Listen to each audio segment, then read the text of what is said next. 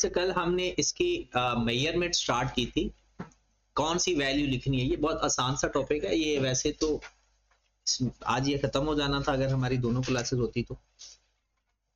फिर भी इसको साथ ही तैयार कर लो। इसकी थोड़ी सी थ्योरेटिकल पोर्शन है। थ्योरेटिकल पोर्शन से मुराद ये है कि हमने थोड़ा ये देखना होता है कि बायोलॉजिकल एसिड्स हैं क्या, और वो जो बेसिक डेफिनेशन है, बेरर प्लांट क्या होता है, और इसकी एग्रीकल्चरल प्रोडक्शन क्या चीज है। ये सारी बातें छोटी छोटी जो है ये आपने कंसीडर कर ली। मेन मेजरमेंट में अगर हमने देखा था, अब ये वापस आ जाए,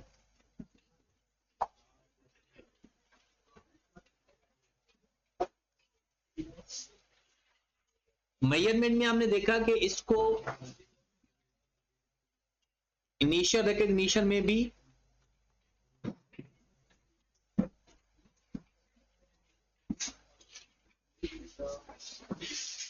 fair value less cost to cell,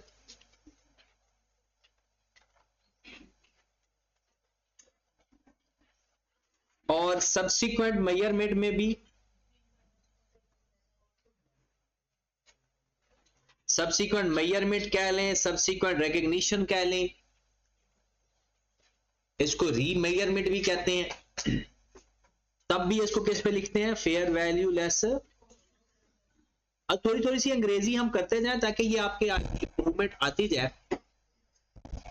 अब सवाल ये है, अब ना खामोश हो जाएं, अगर कोई बात करनी है तो मैं वेट कर लेता हूं आप लोगों का, मैं खामोश हो जाता हूं, नहीं तो फिर आप लोग अब बातें सुननी है गौर से। पहला सवाल, किसी बायोलॉजिकल एसिड की अगर fair value can not be measured reliable, एक सवाल पूरा करते हैं इसको। अगर किसी बायोलॉजिकल एसिड की फेयर वैल्यू रिलायबल नहीं है तो क्या करेंगे। इसके पास इसका तो मॉडल ही एक है, fair value less cost to sell. तो फिर क्या करेंगे। अब इसमें मैंने जर्नल एंट्रीज के साथ साथ एक कॉन्सेप्ट आपको सिखा देना गवर्नमेंट ग्रांट का भी। 5 मिनट के अंदर ये काम पूरा हो जाएगा हमारा। कहता है कि अगर कोई एसिड आप लोग फेयर वैल्यू उसकी मेजरेबल नहीं है तो तब आप उसको या कॉस्ट मॉडल पे रख लो अकॉर्डिंग टू IS 16, या lower of cost and NRV रख लो अकॉर्डिंग टू IS 2, या उसको इंपेयर कर दो अकॉर्डिंग टू IS 36। कहता है अगर किसी भी एसिड्स की फेयर वैल्यू रिलायबल नहीं है, बात तो खत्म होगी, वो फेयर वैल्यू पे आ ही नहीं सकता। तो पहला सवाल, एक सवाल इसका करते हैं, ये आपके MCQs में या वैसे लिखना कोई पॉइंट आ सकता है। If fair value can not measured reliable, इस सवाल का जवाब हम अभी ढूंढने लगे हैं। तो स्टैंडर्ड कहता है कि अगर किसी भी बायोलॉजिकल एसिड्स की फेयर वैल्यू मेजरेबल नहीं है, उसकी एक्टिव मार्केट नहीं है, तब आप उसको कॉस्ट मॉडल पे रखोगे in accordance with IS 2, IS 16 या उनको जो एप्लीकेबल होगा। अब कहेंगे IS 2 कहां से आ गया, जहरी सी बात है, उसकी जो इन्वेंट्री बनेगी, जो हमने उसको सेल करने के लिए प्रोडक्शन को इस्तेमाल करना है, वो तो IS 2 ही लगेगा ना उसके ऊपर। तो क्या then biological acid measured at cost in accordance with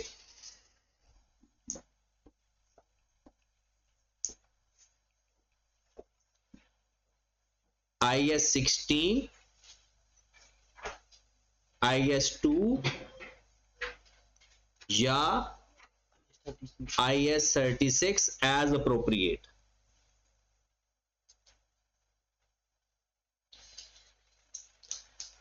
अब अगले सवाल का जवाब, ये सवाल अकाउंटिंग में मिक्स तो होता है काम, इस वजह से तो काम हमारे खराब होते हैं। जब हमारा सवाल मिक्स हो जाता है ना, कोई स्टैंडर्ड को हम आधा पांव पकड़ लेते हैं, दूसरा का बाजू पकड़ लेते हैं, तीसरे स्टैंडर्ड के ऊपर सर रख देते हैं, और ये पेपर में हम सवाल करके आते होते हैं। अब अगला सवाल इसी चीज का, कल को उसकी फेयर वैल्यू रिलायबल हो गई। याद है ये बात हम कहीं और भी पढ़ चुके हैं, किस स्टैंडर्ड के अंदर, IS 40 के अंदर, कि अगर हमारा IS 40 फेयर वैल्यू मॉडल पे है तो all type of investment property carried at fair value, और अगर उसमें से किसी की fair value can not be measured reliable तो उसको कॉस्ट मॉडल पे लिखते हैं, और दोबारा अगर उसकी फेयर वैल्यू मेजरेबल है तो तब भी उसको कॉस्ट मॉडल पे लिखते हैं, और इस केस में उसकी रेजिडुअल वैल्यू 0 मानते हैं। ये बातें याद है? नहीं भी याद तो सुनते रहो, कभी ना कभी कहीं ना कहीं रह जाएंगी। अब इस केस में आ जाए, अगर इसकी फेयर वैल्यू रिलायबल नहीं है बायोलॉजिकल एसेट की, अगर रिलायबल नहीं है तो उसको किस पे रखेंगे? कॉस्ट पे। कॉस्ट मॉडल नहीं लिखना, कॉस्ट लिखना है इन अकॉर्डेंस विद जो स्टैंडर्ड अप्रोप्रिएट होगा। कल को उसकी फेयर वैल्यू रिलायबल हो जाती है तो उसको फेयर वैल्यू पे ले जाएंगे। कल को अगर उसकी बाद में subsequently fair value less cost to sell measured reliable, तो तब हम उसको fair value less cost to sell पे ले जाएंगे। IAS 40 में इजाजत नहीं है, यहां पर इजाजत है। तो आप लिखेंगे if subsequently fair value less cost to sell measured reliable, then biological assets carried at fair value less cost to sell, fair value less, ये बात आप भूलनी नहीं चाहिए। ये छोटी छोटी बातें हैं, ये जो सीए के अंदर बातें ही मसला यही है कि इंटरकनेक्टेड है। ये चीजें कभी आपको ऑडिट के पेपर में लिखनी पड़ेंगी, यही वाली बातें कभी आपको रिपोर्टिंग के पेपर में लिखनी पड़ेंगी, कभी आपको स्ट्रेटजी के पेपर में लिखनी पड़ेंगी। तो इसलिए इनको समझना होता है। याद अगर करोगे तो भूल जाएंगी ये चीजें, समझ जाओगे तो फिर आसान हो जाएगा काम। फेयर वैल्यू का कंसेप्ट खत्म हो गया, जिसकी फेयर वैल्यू रिलायबल नहीं है। अगर रिलायबल नहीं है तो कॉस्ट पे रखेंगे, और अगर रिलायबल हो जाएगी तो उसको फिर fair value less cost to sell पे लिखेंगे। एक और कॉन्सेप्ट मैं साथ करवाने लगा हूं आपको, गवर्नमेंट ग्रांट का। अगर बायोलॉजिकल एसेट से रिलेटेड हमें गवर्नमेंट ग्रांट मिलती है तो उसकी अकाउंटिंग कैसे करें? गवर्नमेंट ग्रांट,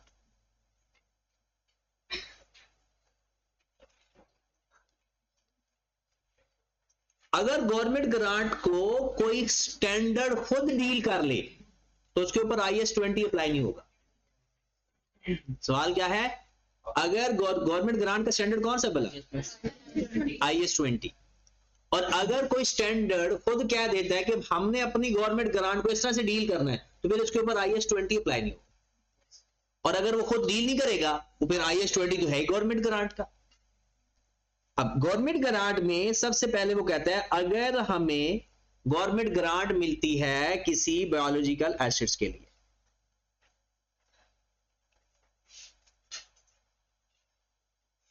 अगर तो आपको इनटेंजिबल एसेट के लिए गवर्नमेंट ग्रांट मिलती है ना, इनटेंजिबल एसेट्स के लिए, वो अकॉर्डिंग टू IAS 20 सेम जैसे पीपी में होता है ना, एज इट इज सारे रूल्स एंड रेगुलेशन वही है। बट अगर आपको IAS 41 में मिलती है ना, सबसे पहले वो कहता है अनकंडीशनल है या कंडीशनल है।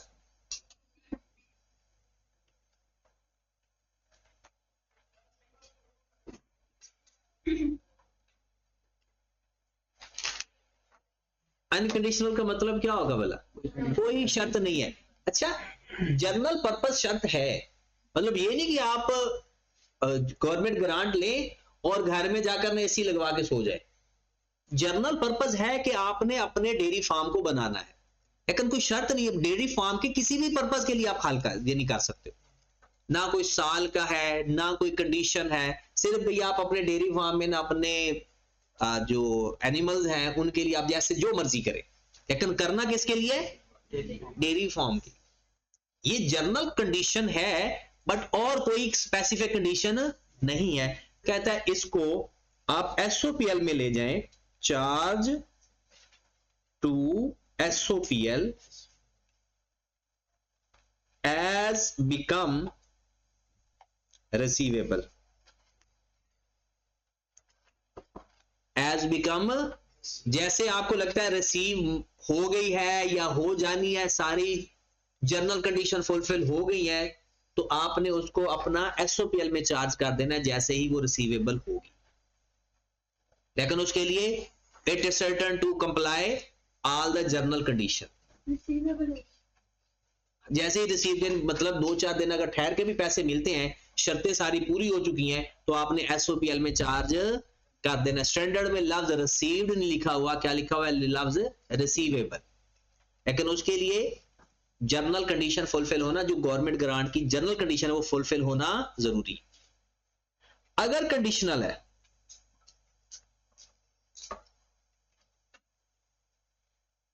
मतलब कोई कंडीशन टाइम की है या कोई और कंडीशन है, मिसाल के तौर पर वो कहता है जनाब आपने 5 साल तक ये काम करना है, कि अगर हम आपको इसलिए ये पैसे देते हैं, गवर्नमेंट कहती है कि आपने कम से कम 5 साल तक अपनी ये जो एनिमल्स हैं इसको आपने सेल नहीं करना, आपने इससे मिल्किंग करनी है। जब वो कहता है कि आपने 2 साल के अंदर इसको तैयार करके कुर्बानी पे बेचना नहीं है, अगली कुर्बानी पे बेचना है, मतलब कोई भी शर्त लगा दी जाती है। अगर तो कंडीशन स्पेसिफिक कर दी 5 साल, 3 साल, 4 साल, पता है इसको एसओपीएल में कब चार्ज करेंगे? जब टाइम पूरा हो जाएगा 5 साल बाद, at the expiry of 5 years, इसको हम लाइबिलिटी में रखते रहेंगे। जब 5 साल गुजरेंगे तब एक ही दफा सारे का सारा एसओपीएल में चार्ज करें। हर साल इनकम में चार्ज नहीं करेंगे। अगर तो वो एक स्पेसिफिक कंडीशन बता देता है भाई साहब 3 साल, और ये भी कह देता है अगर आपने कोई चूचड़ा की, मिसाल के तौर पर अगर आपने कंडीशन को फुलफिल ना किया, बिकम रिफंडेबल होल अमाउंट नहीं करेगा। आप देखें तो सही, बल्कि मैचिंग कॉन्सेप्ट तो है ही यही। वो तो कहता है कि वो आप ये मुझे बताए ना, वो कहता है जी 5 साल के लिए आपने अगर ये शर्त पूरी नहीं की तो आपने सारे के सारे पैसे वापस कर देने हैं, तो इसमें तो इनकम का कोई शक ही नहीं। अगर हम इनकम में लिख देते हैं तो इनकम ओवरस्टेट हो जाएगी। वो तो कहता है पैसे वापस मैं ले लूंगा मैं। इट इज रिलायबल कि चाहे कंडीशन फुलफिल करनी है या नहीं करनी, लेकिन ये शर्त क्या है इस बायोलॉजिकल एसिड्स के अंदर कि अगर आप 5 साल पूरे करोगे तब जाकर इसको एसओपीएल में लिखोगे, वरना नहीं लिखोगे। अगर शर्त ये है 5 साल ही है और वो कहता है कि आपने जिस दिन वायलेशन की उतने साल जो रहते हैं बस उसके पैसे वापस करने हैं। इसमें कितने पैसे वापस करने हैं? सारे पैसे। तो इसका मतलब है आपने सारे पैसे इनकम लिखने हैं जब after the expire of condition, after the at the expire of condition.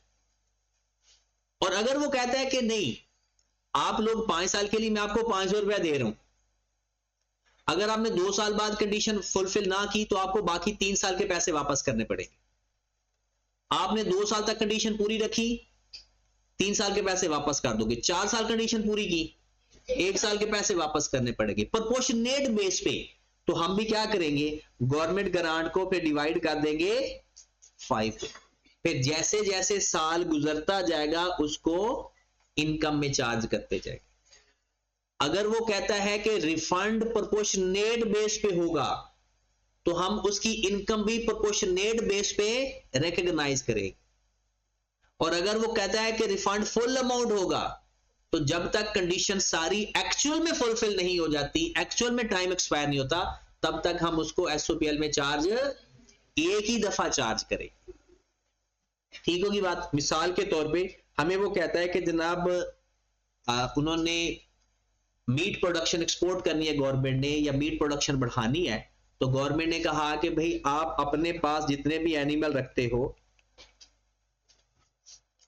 हर बंदे को कहा जाता है जनाब जब तक 500 तक एनिमल नहीं आपके रिप्रोड्यूस होते या न्यू बॉर्न नहीं होते, आपने पैसे वापस कर देने। एक दूसरी शर्त यह लगती है कि भाई 500 आपने टोटल करने हैं, जितने हो जाएंगे वैसे वैसे आप जो रिमेनिंग अगर बच गया तो रिफंड करने हैं। मिसाल के तौर पर एक भाई साहब है वो कहता है कि उसने प्रोडक्शन 200 न्यू बॉर्न कर ली, अगर तो फुल रिफंडेबल है तो जब तक 500 एनिमल प्रोड्यूस नहीं होंगे तब तक आप एसओपीएल के अंदर चार्ज तो कहां लिखोगे? फिर पैसे तो ले लिए लायबिलिटी, और जैसे 500 एनिमल पूरे होंगे सारा एसओपीएल में शर्त पूरी होगी। और अगर दूसरा कहता है प्रोपोर्शनेट बेस पे,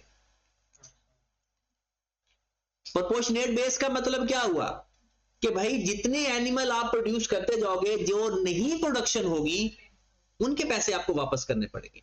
फिर जैसे जैसे प्रोडक्शन होती जाएगी वैसे वैसे इनकम में चार्ज करते जाए। आपकी बुक में सिर्फ 2 ही एग्जांपल इसकी दी, एक फुल टाइम बेसिस की, एक फुल रिफंड वाली और एक प्रोपोर्शनेट बेस पे। और लास्ट कहता है तीसरा केस, पहली बात हमने पढ़ी कि अगर कोई कंडीशन नहीं है तो जैसे बिकम रिसीवेबल चार्ज टू एसओपीएल। फिर कंडीशनल, अगर कंडीशन ये है कि सारे पैसे वापस कर देने हैं अगर शर्त पूरी ना हुई, तो फिर जब तक शर्त पूरी नहीं हो जाएगी, इसमें इट सर्टन टू अश्योर वाली बात नहीं है जो IAS 20 में लिखते थे, इसमें सारे पैसे तब ही एसओपीएल में लिखेंगे जब वो टाइम या शर्त कंप्लीट हो जाए। वही तो मैं बता रहा हूं, अगर वो ये कह रहा है प्रोपोर्शनेट बेस पे कह देता है या कंप्लीशन की बेस पे कह देता है कि भाई जैसे जैसे टाइम या शर्त पूरी होगी वैसे वैसे जो रिमेनिंग पैसे हैं वो वापस करने हैं, फिर जैसे जैसे टाइम या शर्त एक्सपायर होती जाएगी वैसे वैसे हम उसको इनकम में लिखते जाएंगे। ठीक होगी बात? ये गवर्नमेंट ग्रांट का कॉन्सेप्ट भी खत्म हो गया। अगर वो शर्त पूरी नहीं करेंगे तो बिकम रिफंडेबल होगी तो वो रिफंड कर देंगे, वो तो लायबिलिटी खत्म हो जाएगी ना। फिर देखिए एक लायबिलिटी उधर चली जाएगी, लायबिलिटी डेबिट हो जाएगी और एसओपीएल क्रेडिट हो जाएगा जो एसओपीएल में चली गई, और जो पैसे वापस कर देंगे लायबिलिटी डेबिट हो जाएगी, कैश क्रेडिट हो जाएगी। अब आ जाए बेरर प्लांट की। आपको पता है बेरर प्लांट तो किधर आते हैं? वो तो आती आई 16 में है। देखिए दो बातें हैं, आप मिक्स ना करो। पहली बात ये है, मिसाल के तौर पर उसने हमारे ऊपर ना 5 साल की कंडीशन लगाई, कहता है कि अगर आपने 5 साल में कभी भी कोई कंडीशन पूरी ना की तो सारे पैसे वापस देने पड़ेंगे। तो तब आप लोग इनकम में कब लिखोगे? जब 5 साल पूरे होंगे। दूसरी शर्त यह है प्रोपोर्शनेट बेस, वो कहता है जितने सालों की आप कंडीशन फुलफिल ना कर सके वो बैलेंस वापस करना है। फिर जैसे जैसे शर्त या टाइम एक्सपायर होता जाएगा उतनी अमाउंट इनकम में चार्ज करते जाएंगे, क्योंकि वो तो इनकम बनती गई ना, क्योंकि वो तो अब हमने वापस नहीं करने। तो फिर जितने बच जाएंगे वो रिफंडेबल मिलेंगे। बेरर प्लांट या ऐसा बायोलॉजिकल एसिड जिसको किस पे रखा हुआ है? कॉस्ट पे। कॉस्ट पे कब रखेंगे? जब उसकी fair value can not be measured. या बेरर प्लांट कहते हैं इनके केस में अगर आपको गवर्नमेंट ग्रांट मिलती है तो इनको आपने इन अकॉर्डेंस विद IAS 20 करना है। वो IAS 20 जैसे कहता है सारी वही बातें लिखी। कहता है बेरर प्लांट के केस में आपको पता है बेरर प्लांट हमने सीखा है कि वो हमारे IAS 16 में कवर होते हैं। वो IAS इनकी जो प्रोडक्शन है वो IAS 41 के अंदर कवर होती है, और जो बजाते खुद हैं वो IAS 16 में कवर होते हैं। कहते हैं बेरर प्लांट या ऐसा बायोलॉजिकल एसिड जिसको कॉस्ट मॉडल पे रखा हुआ है उसके ऊपर IAS 20 अप्लाई। अब IAS 20 वैसे ही गवर्नमेंट ग्रांट मिलेगी, डायरेक्ट रिडक्शन करना है, सेपरेटली रिकॉग्निशन करना है, सारे terms and condition rules and regulation IAS 20 वाले। ठीक है, तो ये गवर्नमेंट ग्रांट का कॉन्सेप्ट था, खत्म हो गया। हमने 2 चीजें अभी तक सीखी हैं, एक फेयर वैल्यू रिलायबल है या नहीं है उसके केस में क्या करना है, गवर्नमेंट ग्रांट के केस में क्या करना है। अनकंडीशनल है तो उसी वक्त एसओपीएल में जब रिसीवेबल होगी। कंडीशनल है, अगर कंडीशनल प्रोपोर्शनेट बेस पे वो कहता है तो जैसे जैसे टाइम पूरा होता जाएगा इनकम में लिखते जाए। और अगर फुल रिफंडेबल है फिर जब तक कंडीशन सारी पूरी नहीं होगी तब तक वो इनकम में नहीं लिखेगी। ये बातें अब याद रहेंगी।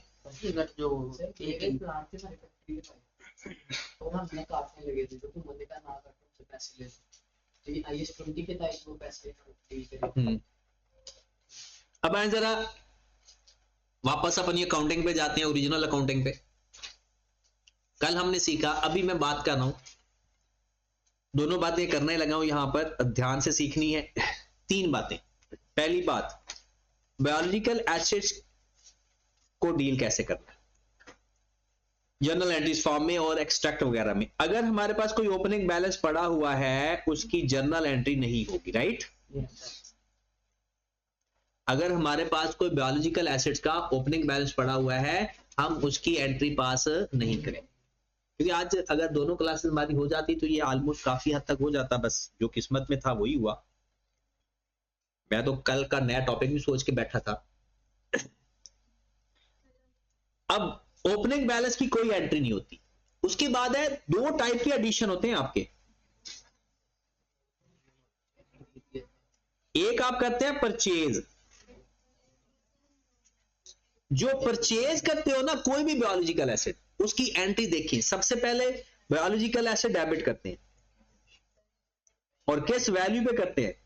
Fair value less cost to sell. Fair value less cost to sell. ये क्वेश्चन के अंदर सारी बातें बताई होंगी। Cost to sell, not cost to purchase. जितनी अमाउंट आएगी वो यहां पर लिख, और बैंक करेंगे क्रेडिट। ये वो अमाउंट है जो हम खरीदने के लिए पे कर चुके हैं। इसमें 2 चीजें ऐड करते हैं, एक कमीशन ब्रोकर का, और दूसरा नॉन रिफंडेबल टैक्सेस। आपकी बुक में उसने ट्रांसपोर्टेशन चार्जेस ऐड नहीं किए हुए, उसको अलग से डील किया। और जो डिफरेंस आएगा उसको लिखेंगे एसओपीएल में। उसे कहते क्या है? Loss on initial measurement.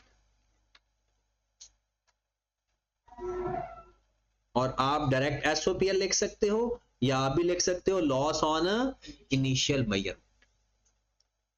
Okay होगी बात।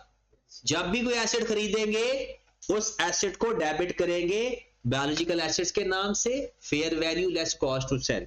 और अगर आपका खुद प्रोड्यूस हुआ है, जिसे हम कहते हैं न्यू बॉर्न, ये फ्रूट्स भी हो सकते हैं, ये एनिमल्स भी हो सकते हैं, जिस फॉर्म में वो क्वेश्चन होगा उसी फॉर्म में है, तो उसमें क्या करेंगे? बायोलॉजिकल एसिड डेबिट करेंगे fair value less cost to sell, और gain on initial measurement. Gain on initial measurement मतलब SOPL. IM stand for initial measurement. ये 2 एंट्रीज हुआ करेंगी। तीसरी एंट्री भी इंटरेस्टिंग है और उसकी वर्किंग भी इंटरेस्टिंग है। उसके बाद है at the end of the year. At the end of the, अच्छा हमारे सिलेबस में ना, मैंने सारी बुक पढ़ दी है, हमारे बुक के अंदर ना डिस्पोजल का कोई एक क्वेश्चन भी नहीं है, ना ही डेथ का केस है।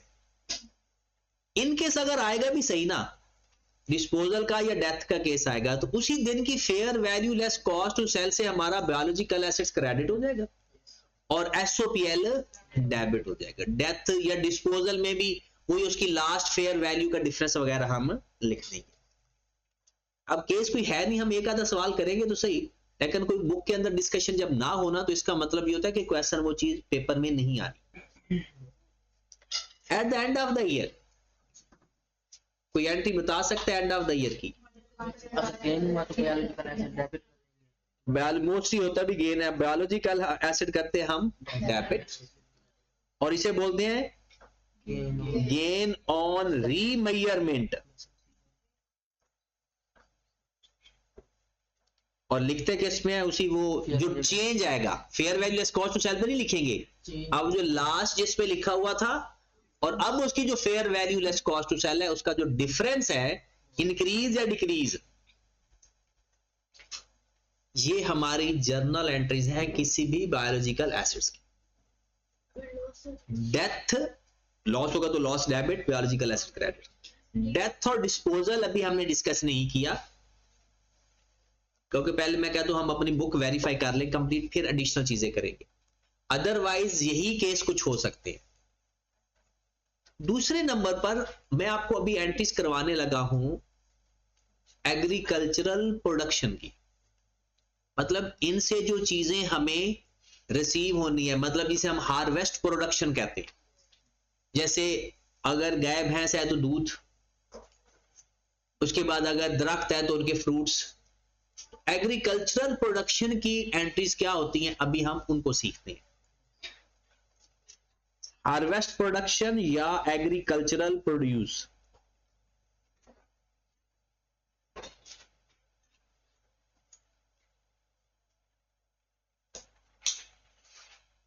एग्रीकल्चरल प्रोड्यूस या हार्वेस्ट। अब उसकी एंट्रीज आपने याद करनी है, फिर उसमें जो एंट्री आएगी आगे वैल्यू चेंज करके लिख देंगे। नंबर 1 मैं कोशिश कर रहा हूं हमारी बुक में फिलहाल जो चीजें लिखी हुई हैं उनको एक्सप्लेन कर दूं, और फिर बाकी चीजें भी। आई कैप ने हमारी बुक में परपेचुअल सिस्टम वाली एंट्रीज इंट्रोड्यूस करवाई। अब कहते हैं परपेचुअल सिस्टम में सिर्फ एक ही फर्क होता था कि सेल और सेल रिटर्न की 2 एंट्रीज पास होती थी, और वरना इसमें भी वही करना है कि सेल और सेल रिटर्न अगर आएगा तो परपेचुअल सिस्टम में 2 एंट्रीज पास करेंगे, अदरवाइज अगर पीरियोडिक सिस्टम होगा तो फिर एक ही। सबसे पहले आपने एग्रीकल्चरल प्रोडक्शन हासिल की, हार्वेस्ट की। हार्वेस्ट का मतलब क्या होता है भला? D attach from the biological acid, मतलब फ्रूट है तो तोड़ लिए, और अगर मिल्किंग है तो वो आपने दूध बाल्टियों में चो लिया है। उसके लिए जो एंट्री पास करते हैं उसकी एंट्री पास होती है agricultural produce debit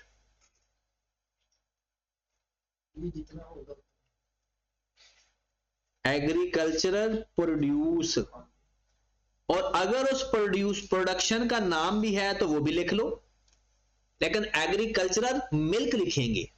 agricultural produce debit gain है लॉस है? गेन है, उसे बोलेंगे gain on harvest credit. Value कौन सी आएगी भला? Fair value less cost to sell. कौन सी वैल्यू आएगी? Fair value less cost to sell. Fair value less cost to sell, same amount आएगी। ये जिस दिन आपने अपनी प्रोडक्शन हार्वेस्ट की उस दिन की एंट्रीज है।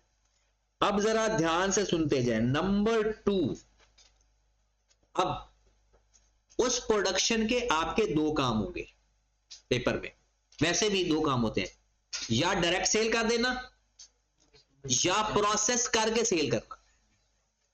मतलब आप डायरेक्ट ही दूध बेच देते हो बाहर, या फिर चीज बनाकर बेचते हो, मिठाई बनाकर बेचते हो, या कुछ भी बनाकर बेचते हो। फ्रूट भी ऐसे ही है, या तो आप हार्वेस्ट करके डायरेक्ट फ्रूट सेल करते हो, या फिर फ्रूट चाट बनाकर बेचते हो, या फिर जूस बनाकर बेचते हो, वो आप फर्दर प्रोडक्शन है। तो आपने वैसे तो इसकी एंट्रीज बहुत ज्यादा है, आसान भी है, डिफरेंट भी है। मैं कोशिश करता हूं कि आई कैप ने जो नई बुक दी है ना, हम जितना आई कैप को फॉलो करेंगे, क्योंकि एग्जामिनर के पास आई कैप की किताब होती है, वो बाकी चीजें कंसीडर करता है, उसको सोचना पड़ता है।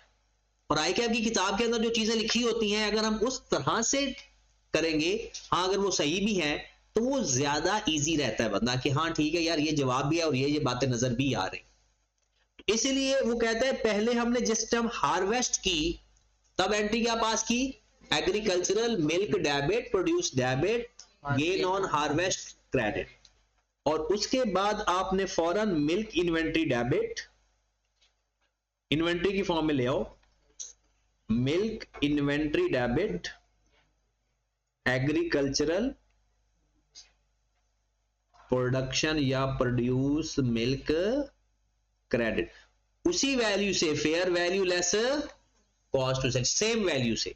अब हुआ क्या, यहां पर एंट्री है जब आप लोग का प्रोसेस से वो हार्वेस्टिंग हुई। मतलब अगर मैं सादा एग्जांपल बताऊं तो ये अभी आपके फ्रूट टोकरियों में पड़े हुए हैं, मिल्क है तो अभी बाल्टियों में है।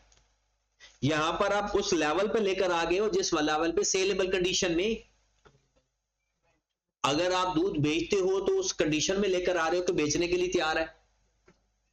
आपने पैकिंग करनी है, आपने किस हालत में बेचना है, फ्रूट्स है तो आपने दुकान पे पहुंचा दिए हैं, जिस हालत में भी आपने बेचना है उसी एंट्री को एग्रीकल्चरल प्रोड्यूस की शक्ल से निकाल के किस शक्ल में लाना है, inventory, inventory debit. Milk inventory का मतलब है इन्वेंट्री डेबिट है, इन्वेंट्री पर फोकस करें। अब नंबर 3, अगर मैं इसको सेल करूंगा तो एंट्री क्या पास करूंगा, अब तो सेल की एंट्री पास होगी, simple, bank debit, revenue credit, bank debit, revenue credit. एक और एंट्री पास होगी, cost of sale debit, cost of sale debit, milk inventory, ये याद है परपेचुअल सिस्टम की। सेल की दो एंट्री है, कैश टू सेल और एक cost of sale to, minus cost to sell के लिहाज से इन्वेंट्री में जाके लिखेंगे एनआरवी के साथ कंपेयर करके इन्वेंट्री में शिफ्ट करना। इन्वेंट्री में जब पहली दफा लिखेंगे तब तो fair value less cost to sell पे लिखेंगे। जो एनआरवी वाला कॉन्सेप्ट अप्लाई होता है वो हमेशा क्लोजिंग स्टॉक पे होता है। जो इन्वेंट्री हमारे पास अनसोल्ड पड़ी हुई है ना, उसको हम लिखते हैं लोअर ऑफ कॉस्ट एंड अगर वो वैल्यू कम हुई है तो cost of sale to inventory का। ठीक है, अब आ जाए, ये बात समझ लगी। सबसे पहली एंट्री क्या होती है मोमना, पहली entry agricultural produce debit gain on harvest credit, उसको लाएंगे अपनी इन्वेंट्री की शक्ल में, inventory debit agricultural production credit, यहां तक। उसके बाद अगर आप उसको बेचोगे वैसे ही तो एंट्री क्या पास करोगे, bank debit revenue credit, cost of sale to inventory milk credit, inventory fruit है, इन्वेंट्री है जो भी। अब अगर आप कहते हो कि जी आपका काम मिल्क इन्वेंट्री भी है और दूसरा आपका काम है कि आप चीज बनाकर बेचते हो या कोई चीज बनाकर बेचते हो या मिठाई बनाकर बेच रहे हो, मक्खन बनाकर बेच रहे हो, मक्खन और लस्सी प्रोड्यूस करते हो, तो फिर आपने अपनी ये यहां से दो मेथड्स हैं। आई कैप अपनी किताब में ना मैंने देखा कि वो मिल्क इन्वेंट्री को पहले डेबिट कर लेता है, फिर उसके बाद जिधर भी लेकर जाता है ना उस इन्वेंट्री को डेबिट कर देता है। जैसे मैं मिसाल देता हूं, अगर चीज बनानी है तो चीज इन्वेंट्री वो डेबिट करेगा और मिल्क इन्वेंट्री क्रेडिट करेगा, मिल्क इन्वेंट्री, और साथ कुछ कॉस्ट भी क्रेडिट करेगा बैंक के नाम से। पता है ये कौन सा कॉस्ट है, तो सारे का सारा तो मिल्क नहीं लगेगा ना, कोई फर्दर प्रोसेसिंग कॉस्ट भी तो लगेगी ना। तो चीज की कॉस्ट क्या होगी, मिल्क की कॉस्ट भी प्लस फर्दर प्रोसेसिंग। तो मुझे भी ये एंट्री बहुत पसंद आई है क्योंकि यहां पर हमें पता है कि अच्छा चीज इन्वेंट्री हम डेबिट कर देंगे, जितना मिल्क लगा और जितना खर्चा आया वो क्रेडिट कर देंगे। लेकिन ये भी एंट्री पास हो सकती थी कि हम एग्रीकल्चरल प्रोड्यूस से भी दो इन्वेंट्री साइड पे कर देते, जो बेचना है मिल्क की फॉर्म में तो मिल्क इन्वेंट्री डेबिट कर देते, एग्रीकल्चरल प्रोड्यूस क्रेडिट, और जो चीज इन्वेंट्री जाते तो चीज इन्वेंट्री डेबिट कर देते और एग्रीकल्चरल प्रोड्यूस ही क्रेडिट कर देते। एक तो ये तरीकाकार है। दूसरा तरीकाकार है कि आप सारी की सारी एक दफा क्या कर लो, इन्वेंट्री डेबिट, बेचोगे तो बेचने की एंट्री, कन्वर्ट करोगे तो कन्वर्ट करने की एंट्री। अब अगर आप चीज बेचोगे तो क्या करोगे, तो कैश टू रेवेन्यू आगे लिख देंगे चीज, और कॉस्ट ऑफ सेल टू चीज इन्वेंट्री क्रेडिट। ये मैंने सुननी भी है। इसमें अगर अब हम इसको बेचेंगे तो कैश या बैंक डेबिट रेवेन्यू क्रेडिट, और रेवेन्यू के ब्रैकेट में लिख देंगे थोड़ी सी चीज, और अगर इसकी कॉस्ट ऑफ सेल की भी एंट्री पास होगी, कॉस्ट ऑफ सेल डेबिट चीज इन्वेंट्री या इन्वेंट्री और आगे ब्रैकेट में चीज लिख दो। समझ रहे हो? Yes, sir. अब है आखिरी एंट्री। अच्छा, अगर कोई दरमियान में कोई छोटे मोटे खर्चे आ रहे हैं ना, उनकी नॉर्मल एंट्रीज पास होती हैं। जो अगर कोई हमें कोई सेलिंग एक्सपेंस देना पड़ा वो तो वैसे fair value less cost to sell हो जाता है। अब लास्ट में आ जाता है हमारी अगर इन्वेंट्री अनसोल्ड पड़ी हुई है, चाहे चीज की पड़ी हुई है या वैसे इनकी होती नहीं है, इनकेस अगर है तो फिर हम उसको लिखते हैं lower of cost and NRV. और एनआरवी की पता है क्या एंट्री होती है? एनआरवी की, एनआरवी लॉस की, cost of sale to inventory, cost of sale to NRV loss की एंट्री। अच्छा होती, उसका मतलब क्या है? आपके पास ना 500 का दूध पड़ा हुआ है या 500 की चीज इन्वेंट्री पड़ी हुई है, अनसोल्ड है, बाकी बिक गई, ये अनसोल्ड रह गई। हम उसकी फ्यूचर एक्सपेक्टेड सेलिंग प्राइस देखेंगे। अगर इसकी फ्यूचर एक्सपेक्टेड सेलिंग प्राइस आ गई है 600 और इसकी है 450, बताओ इसका क्या करेंगे? इसका कुछ भी नहीं करेंगे, इसका, क्योंकि हमने लिखना होता है lower of cost and, lower of cost and. तो अगर किसी की एनआरवी कम हो जाए तो उसकी एंट्री पास होती है cost of sale debit inventory credit, और अगर जिसकी वैल्यू कम ना हो उसकी एंट्री पास नहीं कर सकते। बात समझ लगी है? यस।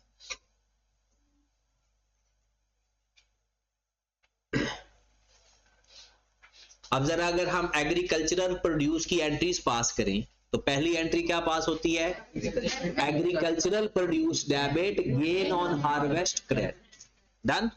उसको इन्वेंट्री में कन्वर्ट भी कर लेते हैं, inventory debit agricultural produce credit, ये सेम अमाउंट से होगी। अगर उसको सेल करेंगे तो कैश टू रेवेन्यू, और अगर परपेचुअल है तो cost of sale to inventory. और दूसरी साइड पर अगर उसको हम कन्वर्ट करेंगे तो नई इन्वेंट्री डेबिट, पुरानी इन्वेंट्री, और फिर और साथ कॉस्ट ऑफ प्रोसेस भी बैंक के नाम से। ठीक होगी बात? लास्ट इसकी एंट्रीज, उसके बाद इसकी एंट्रीज की कहानी खत्म। फिर सवाल करेंगे आगे, सिर्फ अमाउंट्स लिखनी होगी हमें। ठीक है, आज हमारे पास टाइम नहीं बचा इसके क्वेश्चन प्रैक्टिस करने का, तो नेक्स्ट लेक्चर्स के अंदर फिर मैं आपको इसकी प्रैक्टिस करवाऊंगा अच्छी खासी, क्योंकि अब कल हमने करने ही दोनों लेक्चर्स के अंदर सवाल ही प्रैक्टिस करने। ठीक है, तो इसलिए मैं कहता हूं कि आज एंट्री सारी एक दफा पूरी कर। तो इसकी आखिरी एंट्रीज है कि जो आप फीड परचेज करोगे उसकी क्या एंट्री पास करो। तो जाहिर सी बात है, लिविंग एनिमल्स हैं तो उनको खाने पीने की जरूरत होगी ना। सबसे पहले इसके अंदर वही चीजें, अगर आपने सपोज दैट कोई फीडें खरीदी है तो उसके अंदर purchase price minus trade discount plus non refundable taxes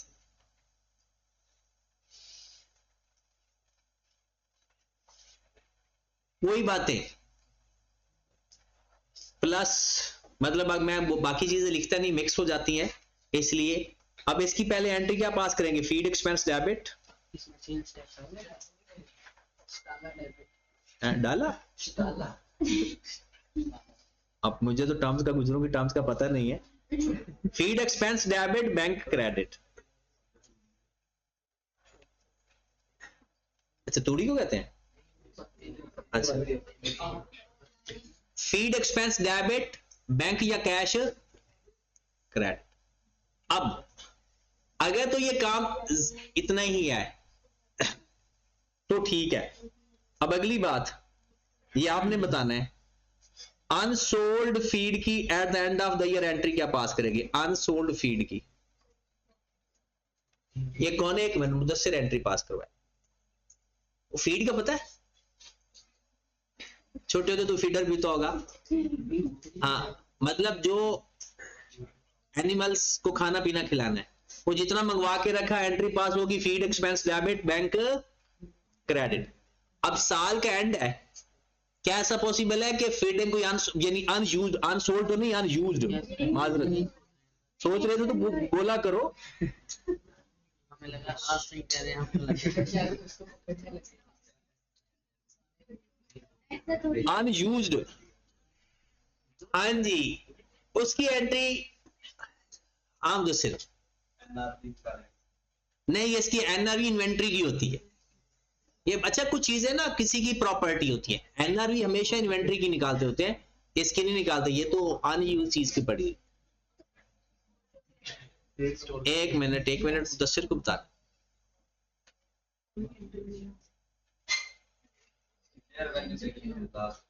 entry बतानी है, अमाउंट को छोड़ दे। Entry, journal entry.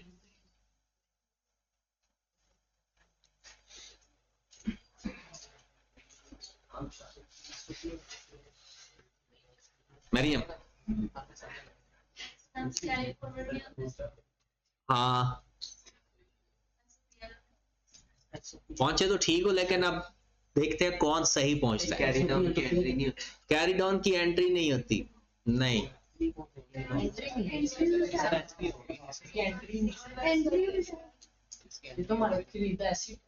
हाँ ऐसे तो नहीं। अच्छा एक मिनट, स्टेशनरी हमारा एक्सपेंस होता है या एसेट होता है?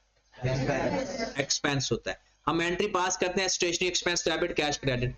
जो हमारी स्टेशनरी अनयूज्ड बच जाए, क्या उसको करंट एसेट में लिखते हैं या नहीं लिखते? पीआरसी में फाइनल अकाउंट हमने पढ़ा, जो stationery, office supplies, loose tools, कोई भी चीज अगर अनयूज्ड बच जाए उसको करंट एसेट में लिखते हैं, just like prepaid expense. Just like prepaid expense कौन से एक्सपेंस होते हैं? जो हो चुके हैं, पे कर दिए, लेकिन उनका बेनिफिट फ्यूचर में आना है। उसको हम क्या करते थे? एक्सपेंस से माइनस करंट एसेट, एक्सपेंस से माइनस। ये भी ऐसा ही करना है। स्टेशनरी, वो इधर शाहजी, स्टेशनरी कोई भी इस टाइप के एक्सपेंसेस अगर अनयूज्ड बच जाएं, उनको ऐसे ही ट्रीट करते हैं जैसे प्रीपेड। कैसे? एक्सपेंस में से माइनस करंट एसेट, एक्सपेंस में से माइनस, तो इसकी एंट्री पास होगी अनयूज्ड फीड डेबिट एसेट बन जाएगा। Unused feed debit, feed expense, ये एक्सपेंस में से माइनस हो रहा है और करंट एसेट में जा रहा है। अगर हम एक्सट्रैक्ट बनाएंगे तो प्रीपेड में भी यही करते हैं। प्रीपेड की एडजस्टिंग एंट्री को याद है या नहीं? प्रीपेड की adjusting entry, prepaid expense debit expense credit, prepaid expense debit expense credit. तो ये जरूरी नहीं, ये जर्नल एंट्री नहीं है, ये एडजस्टिंग एंट्री होती है, ये जर्नल एंट्रीज नहीं है। तो कोई भी स्टेशनरी, लूज टूल्स, इस टाइप की कोई भी चीज है अगर अनयूज बचेगी तो उसकी एंट्री क्या पास होगी? अनयूज स्टॉक डेबिट, उसका नाम लिख देंगे आगे, और एक्सपेंस क्रेडिट। और ये जर्नल एंट्रीज तो आपकी होगी। और मैं ये चाहता हूं कि चलें आप गाहे बगाहे इसकी एंट्रीज पास कर लेना, ताकि गलत सही की खैर है। एक एग्जांपल नंबर 9 आपने प्रैक्टिस करनी है, नहीं होगी तो मैं जरूर करवाऊंगा। अपनी एंट्री जो मैंने आपको लिखवाई है, ये 2 से 3 दफा आपने पहले अपने हाथ से लिखनी है नरेशन के साथ, कि मैं ये इसकी एंट्री पास कर रहा हूं, मैं ये इसकी एंट्री पास कर रहा हूं, ठीक है। उसके बाद एक एग्जांपल नंबर 9 कर लेनी है, ये अंग्रेजी लाजमी पढ़नी है, तो ये कोई मसला नहीं, आपको आज समझ लग जाएगी। ये चीज क्या हमने पढ़ ली है? Inability to measure fair value reliable, government grant related to biological asset, ये भी आपने पढ़ना है। उसका ये क्वेश्चन ऐसे ही एक लाइन का आंसर है इसका, ये आपने कर लेना, ये आंसर भी इतना ही है, ये भी आपने कर लेना है। डिस्क्लोजर मैंने अभी आपको नहीं बताया, तो इसलिए आपने भी अभी नहीं करने। एक एग्जांपल नंबर 13 कर लेने बस। पता है कौन कौन सी एग्जांपल है? 9,